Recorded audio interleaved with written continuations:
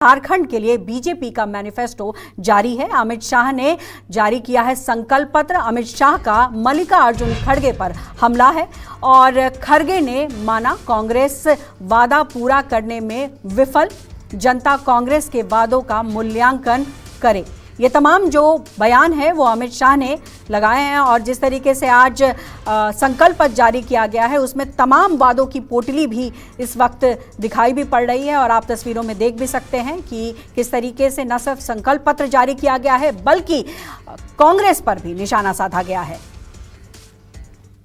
यही बता रहा हूं, भारतीय जनता पार्टी मध्य प्रदेश, छत्तीसगढ़, राजस्थान कई जगह काम कर रही है। अभी अभी सरकारें चुनकर आई है 1.5-2 साल में। हमने हमारे हर वादे को एड्रेस किया है और कांग्रेस पार्टी हिमाचल, कर्नाटक और तेलंगाना तीनों जगह पे दिए हुए वादों को पूरा करने में फेल गई है और खड़गे साहब को भी मैं बधाई देता हूं। कम से कम जनता के सामने उन्होंने स्वीकार किया है कि हम हमारे वादे पूरा करने में फेल गए हैं। झारखंड की जनता खड़गे साहब की स्वीकृति का संज्ञान ले और इनके वादों का मूल्यांकन करे। देश भर में भी जहां वादे किए हैं गरीब कल्याण के लिए, इसको राज्य की आय, बजट के प्रोविजन और खर्च करने की सीमा को ध्यान में रखकर करा है। कोई ऐसा आकाशी वादा नहीं किया है जिससे हमारे राष्ट्रीय अध्यक्ष को माफी मांगनी पड़े। ये वादे पूरे होंगे और ये सब वास्तविक वादे। उत्तराखंड में एक मॉडल भारतीय जनता पार्टी सरकार ने देश के सामने रखा है। उसमें हमने ट्राइबल्स को, उनके रीति रिवाजों को, इनके संस्कारों को और उनके कानूनों को पूर्णतया यूसीसी से बाहर रखा है। भारतीय जनता पार्टी देश भर में जहां यूसीसी लाएगी, हम ट्राइबल को एक्सक्लूड कर यूसीसी का इंप्लीमेंटेशन करेंगे। इसमें कोई कंफ्यूजन नहीं।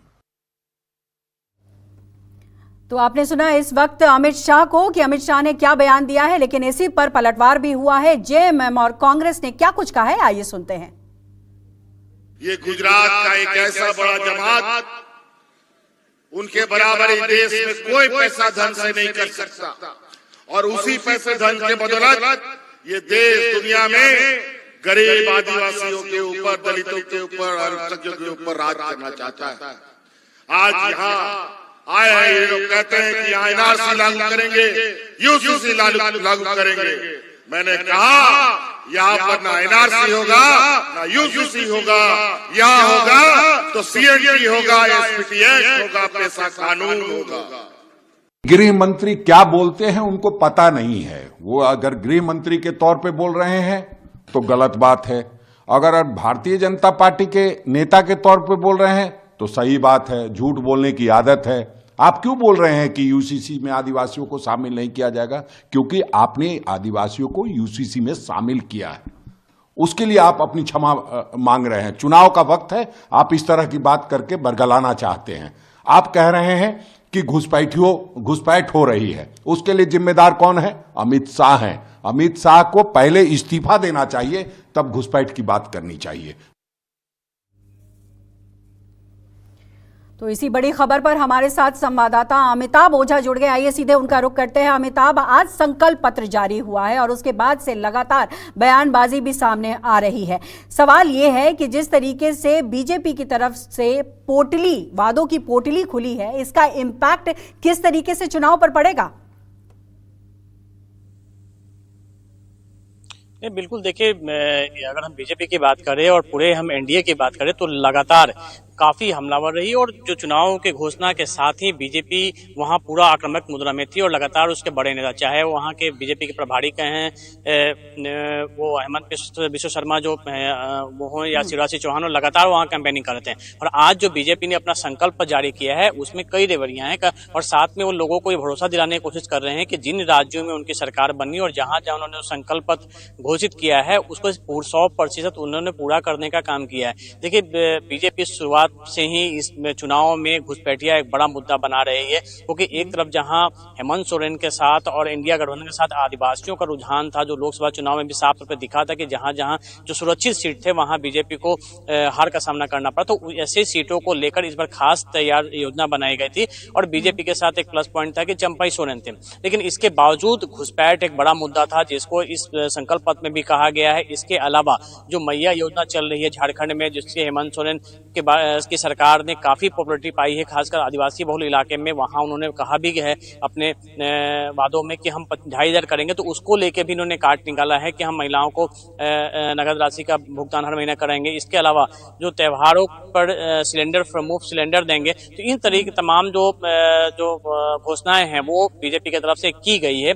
और साथ में जो सहयोगी दल हैं उनके साथ उन्होंने भी अपनी घोषणाओं में जो की थी, चाहे जेडीयू की बात करें या फिर आसू की बात करें, तो कुछ दिन पहले जो प्रेस कॉन्फ्रेंस किया था उन्होंने भी इन्हीं मुद्दों को लेकर बात कही थी। तो एक बीजेपी की तरफ से जो है जो अपना जो एजेंडा उन्होंने इस चुनाव में सेट किया है, घुसपैठिया एक बड़ा मुद्दा है, जिससे वो जो इस इलाकों में जो मोबिलाइजेशन है उसे भी कर सके। और साथ में जो बड़ा मुद्दा जो एक था, जो जेएमएम चाहती है कि सीए नहीं लागू करेंगे, और जिस तरह तो ये मामला एक बीजेपी के अलावा जो जेएमएम जो खेल रही थी अपना जो आदिवासी बहुल इलाकों में, उसकी काट इन्होंने निकाली है कि घुसपैठिया का मुद्दा उठाया है।